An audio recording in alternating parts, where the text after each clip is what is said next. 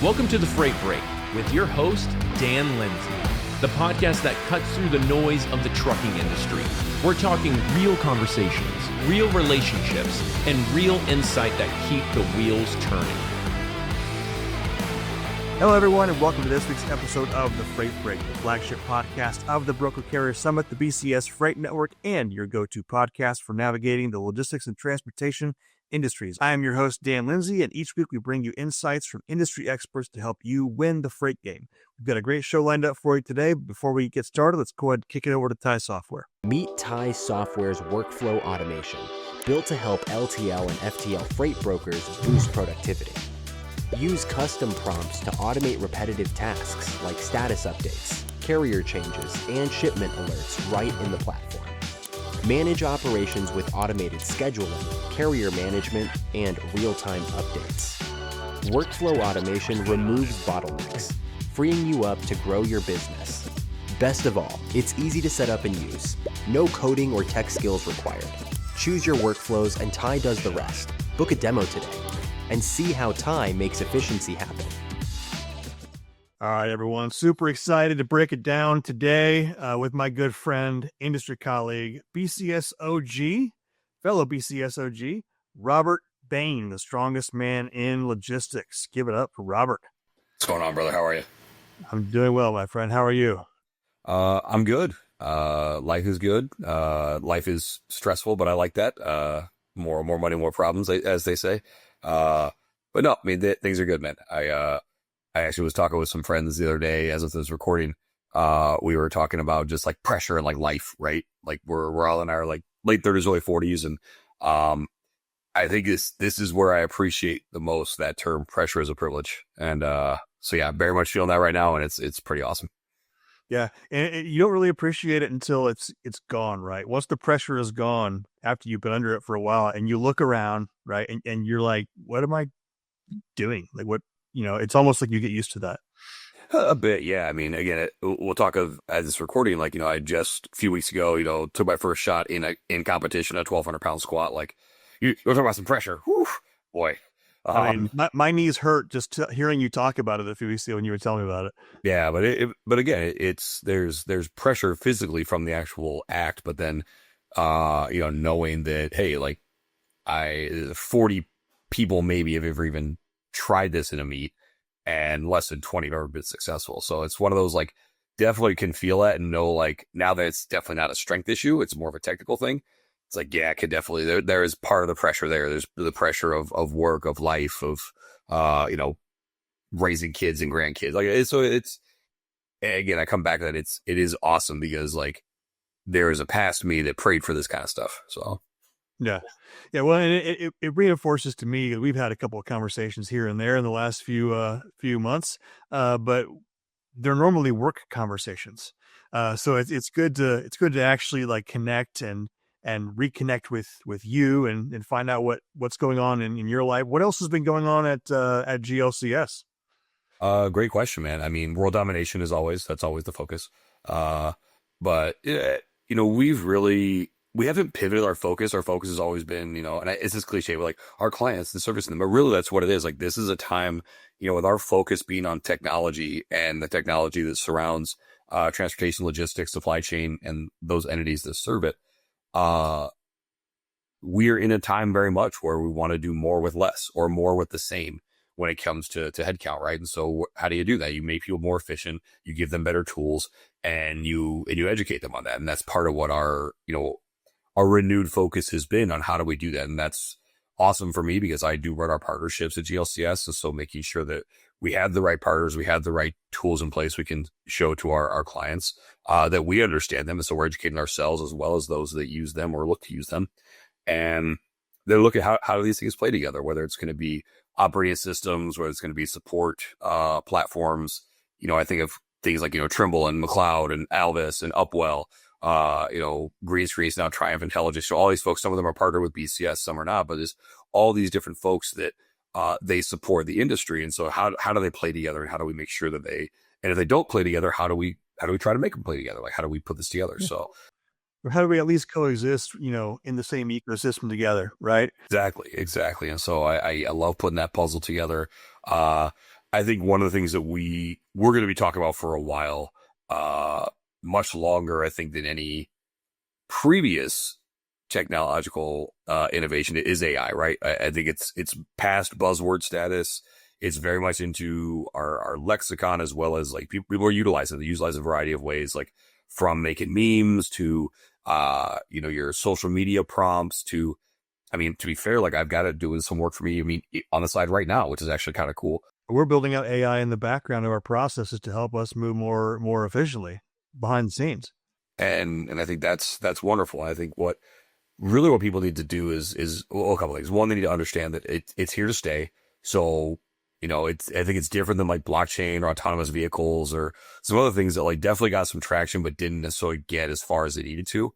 And even autonomous vehicles, with as many strides as we've made with that, we're still a long ways off legislatively from that being a true impactful thing. With AI, understand and embrace it and look for where it helps your business. It can't be it can't do anything because I can't train the bot to be a person. You can train it for a lot of things. And if you actually look at the processes and the things that your people do, don't look at it as this special sauce. You look at it as like, this is repeatable, duplicatable. Because if it's not, that means you've got a person that if they get hit by a bus, your business shuts down. So when you approach it from that perspective, like, okay, like what can the bot do? Let's find what the person's true special sauce is and let the bot do the other stuff. And so whether that's going to be an agent, whether that's, large language models, there are differences with that.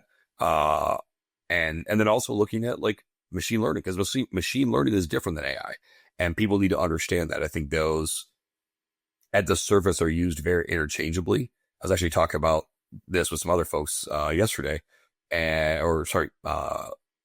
We're recording on Wednesday. That there needs to be definitions around those a lot better versus just machine learning, AI, agentic, large language models. So like all this is, it's all the same thing. It's all just a bot. No, it's not. RPA is different than that stuff too. Most people don't have the understanding of the nuanced difference between those different types of processes. It's just they lump it all together. I understand that because I do that. I misidentify that all the time. I equate it very much to like Olympic lifting, powerlifting, and strongman. It's all strength sports. Like this is all technology we're talking about. It's just that, but there are differences to these things. Right. Well, I think what it comes down to too, I've talked to a lot of people about AI and whether the practical effects of it, the ethical effects of it, educational, all this type of stuff. At the end of the day, what I've come to understand about AI is it's nothing different than anything else that has happened throughout human history. We use and rely on our ability to create tools. And we always have, whether it's the flint or whether it is the hammer or the wheel or whatever it is, we create tools. And so I think if you look at AI as just a tool that has been created so that we as freight professionals, as individuals, can utilize it well and effectively. A hammer has a certain purpose. You're not going to use a hammer to cook anything with. It's not the tool that you use. But you want to build something, you can use a hammer and it's effective. So I think that's, as I talk to more and more people about AI, that's kind of where I'm landing is it's a tool, has a certain purpose, utilize it for the purpose, and don't let the fact that it is the new thing on the block get in the way. 100% agree. And I think it's important to look at it. It is one of the tools. It's not the only tool. To your point about the hammer, if your only tool is a hammer, everything's a nail. And so I think and I know like the sayings are cliche and people have heard them. That's fine. But it is important. There's a reason they have some stay power because again, you want you want a multitude of tools, that you can utilize. And so no, I think AI is one that, we are talking about a ton. And I think every one of our tech partners that we work with, they're using it in some way, shape or form. And I will say this, and this may be, something that's a bit of a hot take, but like, your AI is not necessarily more special than anybody else's out there. It's ones and zeros, man. Now, you may have trained it better and your customers may have trained it better. So I understand that, yes, there may be something from that perspective, but ultimately it is ones and zeros. And so trying to say that AI makes you special is like, it's like every broker is saying, what makes us different? Oh, it's our service.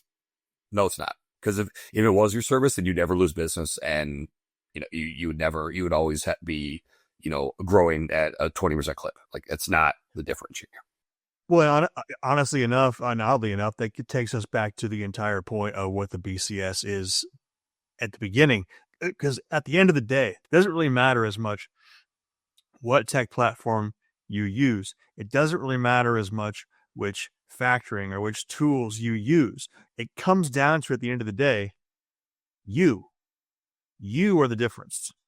And when you talk to your customers and talk to your prospects about what sets you apart from the different providers they might have access to, it's not arrogant to say, it's me.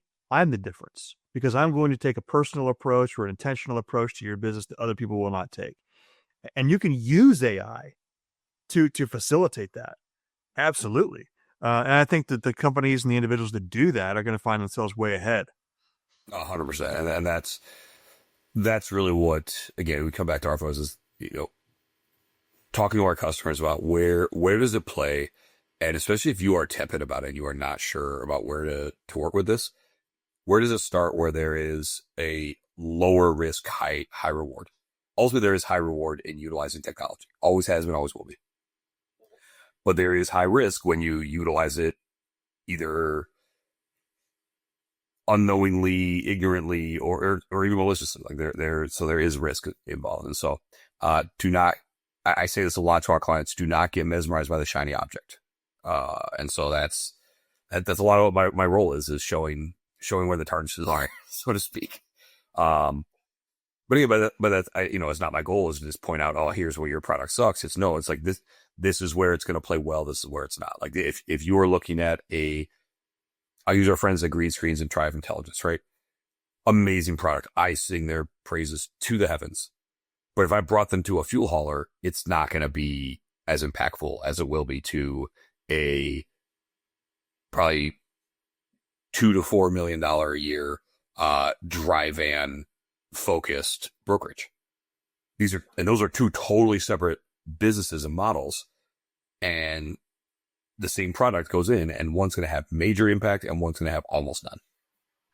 Yeah, absolutely. Well, and that's one of the reasons why it's so interesting to talk to you and from where you sit in the space, because we talk to brokers, we talk to carriers, we talk to tech providers about the impact that AI has had on their companies, the impact it's having on the industry.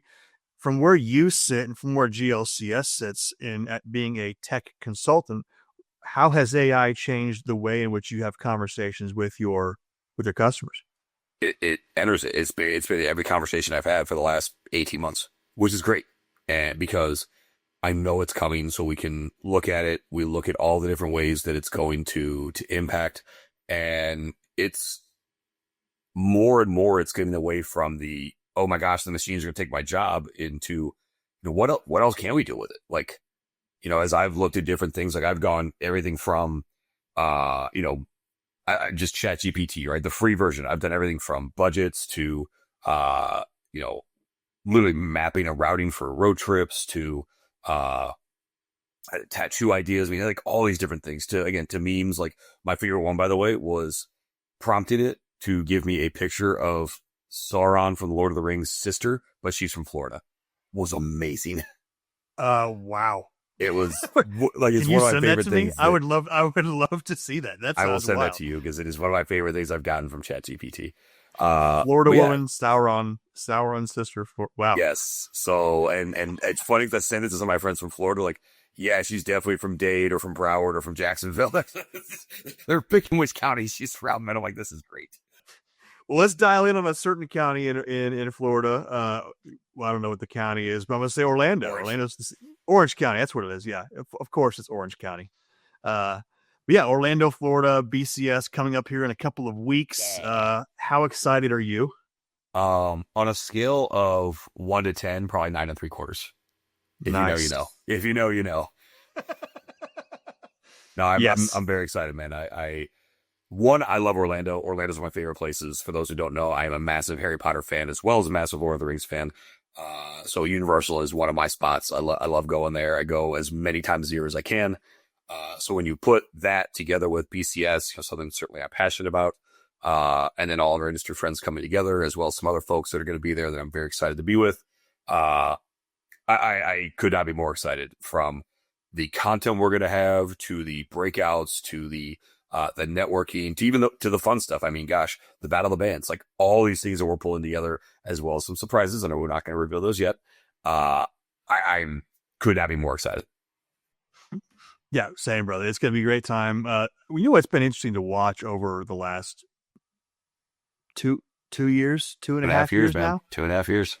Man, it's only been 2.5 years, and it feels like much longer than that. Well, if we go back to like the actual start, like the Whiskey Summit, right? Like, so this is where we're talking, it's 3 years.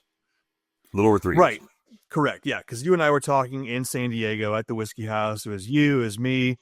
Matt Annis was there. Now with Trio, I think Troy Wheatman was there. Don't know that Troy joined us at the Whiskey House. The more and more I think about it, we saw Troy and T.O. at the original kickoff, but I don't know if they ever joined us at the Whiskey House. That's right. Well, I know Trio was at the Whiskey House because Matt and I definitely made a dent in their 99-page whiskey menu. So I do remember most of that. But yeah, so it's been 3 years since this kind of came about. One of the most fascinating things to watch, and there's a lot of things that have been fascinating to watch, but I think the most fascinating thing to me has been the market acceptance of this. Everyone that we've talked to, everyone that I've talked to, or has come to me and said, hey, I just came to the Broker Carrier Summit, or I've heard about this. Thank you for doing this. The industry has needed this for a long time. And the conversations and relationships that had developed over the last 3 years has just been completely mind-changing. I agree. You've got, tremendous networking, and overall, have we ruffled some feathers? Absolutely. That was kind of the goal, right? Like, you needed to ruffle some feathers to get people to move forward. And I kind of dig that. But also, like, we've done pretty well at not necessarily picking sides, even though there may be some folks that say we have. We welcomed everybody, and those that maybe have shown that they aren't aligned with the mission, like, cool, like, we wish you the best. Just you can eat, it's not at our table. But then I look at like what's been done. I mean, you have companies that come back and they talk about like, hey, we started partnering with people at BCS, and now we're into 7 figures with a business that we've done annually with some people that we've met here. You've got folks that showed up with 1 truck at their first BCS, and now they've got 10. You got incredible people that have contributed, from the Nate Johnsons to the Will Jenkins, and you've got unbelievable brands that have been built and accelerated, like the Bodacious Cowboy, and like there's so many. And it's kind of tough sometimes to kind of pull different ones together, right? But you have all these people that have come together because it is a common mission of like, we know this is not right, and we want to make it right. Well, I think that's again one of the most encouraging and exciting things that has come out of it is whether it's the Bodacious Cowboy, his new freight fraud task force, whether it's freight movement or all these different things that have come out, or the freight girl. I mean, Danielle, look at what she's built off of everything she's done. Exactly. It's almost like the industry leaders needed permission to do the crazy thing, and BCS kind of gave all of them permission, like, hey, we're out here trying to do this, just do it. And it's been fun to watch. It has, and I harken back to a post I made again as this recording. This was only a few days ago, but you step out and like you become the bad guy a little bit, right? So like, hey, like, be the bad guy. Like, that's kind of, and we've given people permission, be the bad guy. And what's it done is it's created, I hate this word, but like disruption. It's certainly rocked the boat, and maybe you'll step up and take notice. And again, you look at all the people that have partnered with us and that have used some people that tried to copy us. Like, what has it done? All it's done is made the industry more visible, more aware, and I don't want to say safer, but it certainly has given people a lot more tools, as we talked about earlier, to make their business, profitable and scalable and to grow in times when everyone says the sky is falling.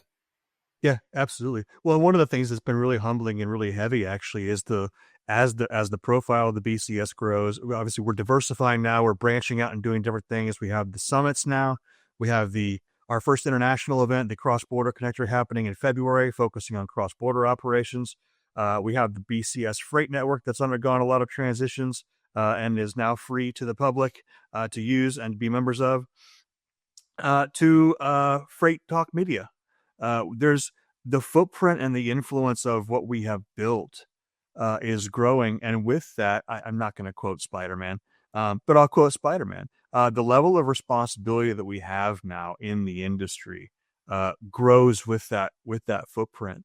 As that grows, it's going to be very interesting to see the long-term impact and where the industry ends up with the BCS and with all these different organizations and movements that have started since then versus where it would have been without it.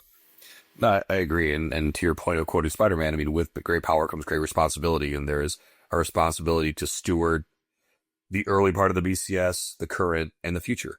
And that stewardship is continuously evolving. Again, from the partnership ecosystems to the carriers and brokers themselves who are involved, to the people that are involved, from how the board of directors and how, if they're, I know there's been talk of, investment to help grow and scale, because ultimately, like, as much people don't want to admit it, like, what's it take to grow a movement? Money. Like, so, every revolution is funded somehow. So I think it's important to note that. And so that's something that weighs on everyone that's involved, and those that have been involved from very early on, is there is a great responsibility, because this crazy idea that started in about a whiskey glass actually like got traction and is starting to work.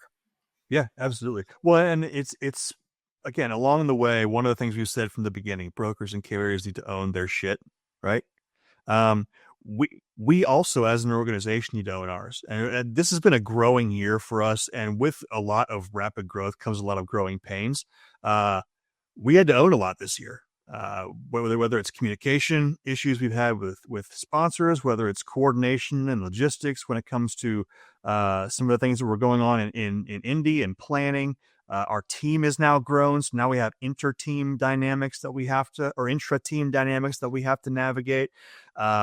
There's a lot that we've had to adapt to, and we've obviously, a lot of people have changed. We've grown, towards certain things and away from certain things.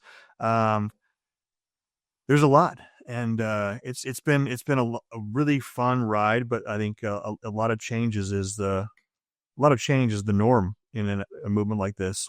No, absolutely. And that's, and it will continue to evolve and change, because you continue to get new people involved and new organizations, and the dynamic, it's real. The dynamic changes when you've got 750 people in a room versus when you have 43. Right. Exactly. It's exciting, man. It's been fun to be along for the ride, and, looking forward very much to continuing to see the evolution. Yeah, and I'm looking forward to you being right there alongside with us, my friend. I do have one request. This comes from our new MC of Orlando, Charles Gracie. He has requested that we open the BCS Orlando with Bain. I'm reading his email here. Bain in a Kool-Aid Man outfit breaking through a brick wall. Is there a chance?